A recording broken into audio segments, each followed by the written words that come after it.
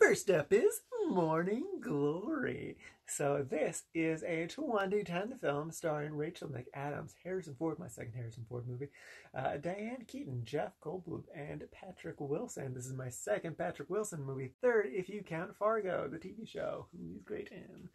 But yeah, I was just like, this weekend, I was like, you know what, I don't feel great, I feel really awful, let's just watch the dumb movies where you know exactly what's going to happen, and it's just going to make you feel good.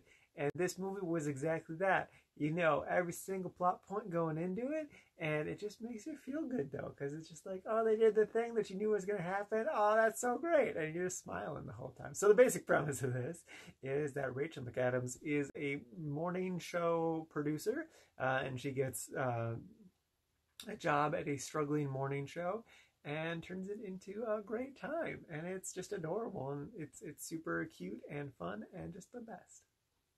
Like, the whole movie is just delightful and charming. She is so quirky and awkward, but then also like really ambitious, and you get to see it in action. And then there is like a romance subplot, but it's really minuscule, and it actually like ties into like the larger story she has with Harrison Ford. Also, again, there's paint on my hand. It's not blood or anything. I meant to say that right away. Paint. I'm painting. You'll see what it is eventually. But yeah, it's just cute and fun. At the end of the movie, I did kind of realize I think I might have seen this movie once while drunk, but I really don't remember it. But yeah, it's just nice. Oh, my favorite moment of the movie. So Harrison Ford plays a grumpy old man, and at one point he's like listing off all these great accomplishments he's done, because he doesn't want to work for the silly morning TV show, and it's just like this big long rant. And then at the end of it, Rachel McAdams is like, "You're here for the money." And he's like, "That is correct." So it's just funny to see like what Harrison Ford's actual first day on set was like. You know, I'm glad they like captured it for the movie. But yeah, it was really delightful. I just put it in the liked category, because it doesn't deserve to be any higher than that.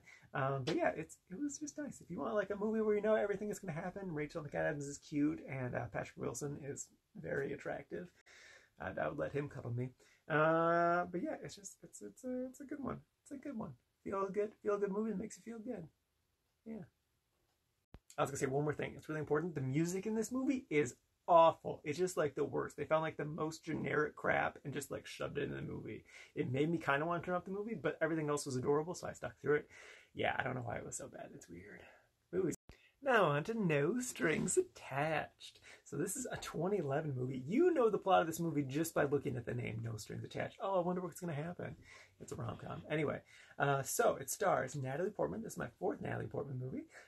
Ashton Kutcher, Kevin Kline, Carrie Ellis, who does nothing in this movie, and it's a real tragedy. Greta Gerwig, who is freaking adorable. I need to watch more of her acting stuff. Her director stuff is amazing, but I need to see her act too. Lake Bell, who's funny as always. Olivia Thirlby, who is fantastic, and she needs more movies like Dredd. If you've never seen Dredd, watch Dredd, because Dredd is wonderful. Where was I? Ludacris, he's just doing his thing. Jake Johnson, hilarious as always, and then Mindy Kaling. And then it's directed by Ivan Reitman, you know, the guy behind Ghostbusters. So you think, oh yeah, this is going to be great. It's going to be a smash hit. It's going to be wonderful. Nope, it's not good. It's not a good movie. It's like the most uninspired filmmaking. Just like, and like they always have like these moments. There's like really nice, charming, great, funny moments, especially like by the supporting cast. Really, not these two. And then it's just like, oh, funny moments like starting to happen, and then they just cut away from it and don't like stay in that moment. And then like the movie overall just it drags, and it takes forever to get to the end where it's like, okay, they're finally together now, like for realsies. It was so annoying in that regard. But I did find myself, I did relate to Ashton Kutcher's character a lot. Just, you know, just these things. Just, he loves love. He's a romantic. And, you know, just tries to make the best out of everything. Really, I think the movie should have starred Jake Johnson and Greta Gerwig, because both of them are hilarious, and their charm in this movie, like, even though their parts were small, it really shined through. But obviously they're not big stars, so they're not going to get the big hit thing, whatever. Okay, then the last thing I want to say about this one's also music related. This one did have better music, but it also has one of my favorite songs in it, and I didn't know it was in this movie. It's 99 Problems. It's a cover of 99 Problems done by Hugo, and it's like a bluegrass folky cover of 99 Problems, and it is incredible. I highly recommend it. Definitely go check it out.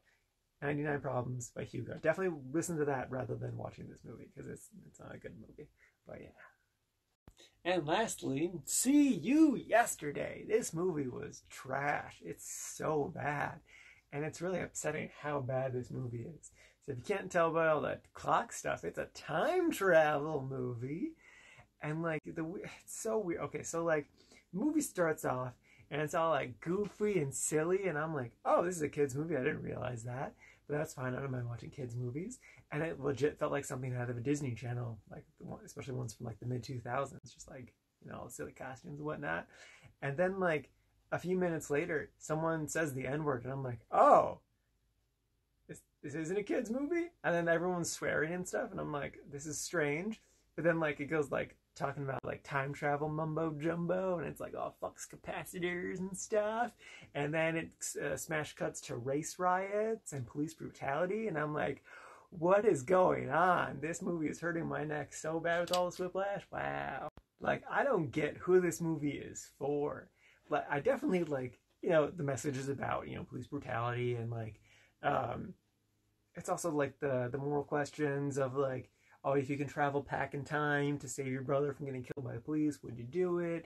But then like every single time she goes back to try to save the brother, something else bad happens, and it's always their fault, and it's never, it's always dumb.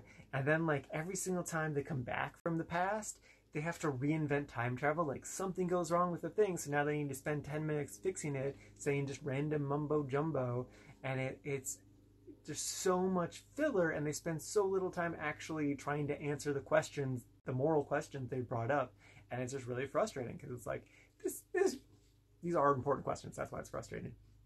This is definitely one of the sci-fi ideas that could have been like a 10 20 minute short, and it would have been fine. Yeah. It even took like a really, really long time to get to the time travel stuff. Like I want to say it was like 18 minutes in when I was like, I don't really want to watch the rest of this movie anymore. But we haven't even gotten to them traveling back in time yet, successfully traveling back in time. And then so I decided to like play Animal Crossing while watching the movie, and it actually made the experience better because I could just not pay attention to the movie and just play Animal Crossing, and it was great. And honestly, the movie like didn't even really start until the brother dies, and then she decides to go back in time. Also, she doesn't decide to go back in time because she already had invented a time machine. She decides to go back in time because her mom's like, man, you know, I wish I could go back and change things. If only I could like time travel. And she's like, oh yeah, that's right. I have a time machine. I could go fix stuff. And it took her like a week to remember that she has a time machine. Like, I get it, this tragedy of her brother dying, but like, you literally have a time machine. It's like the first thing I would think of if my brother died and I had a time machine. I have no music things to say about this movie. It's just bad. And like, at first I put it in the meh category, because like, I do, you know, important message with the police brutality and all that stuff. But just the more I thought about it, I was like, no, it's just garbage. It's just so trash. Which is just a real shame, because it's like, it could have been something great. Could have been something awesome. But they messed it all up. Oh, well.